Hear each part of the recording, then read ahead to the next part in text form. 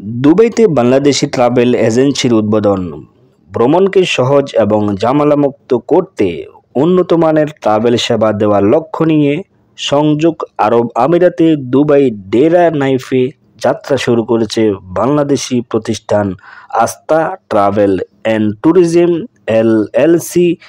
তরুণ উদ্যোক্তা রহমতুল্লাহ সুমন এবং আব্দুর রহমান সোহাগের প্রতিষ্ঠিত এই এজেন্সির আনুষ্ঠানিক উদ্বোধন করা হয় 1 ডিসেম্বর দুবাই নাখিল সেন্টারের সামনে পামপাল ভবনে। ফিতা কেটে উদ্বোধন করেন প্রতিষ্ঠানের শতাধিকারীর বাবা আব্দুর রহিম।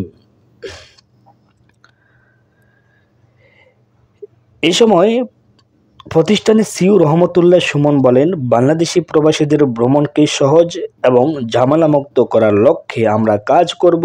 আমাদের ট্রাভেল এজেন্সির মাধ্যমে বিশ্বব্যাপী air ticketing, tourist visa processing, tour package, transport এবং hotel booking, student visa processing, medical visa processing, হজ ও ওমরা পাসপোর্টের আবেদন সহ অভ্যন্তরীণ ও আন্তর্জাতিক ট্যুর সংক্রান্ত সকল প্রকার সেবা দেওয়া হবে।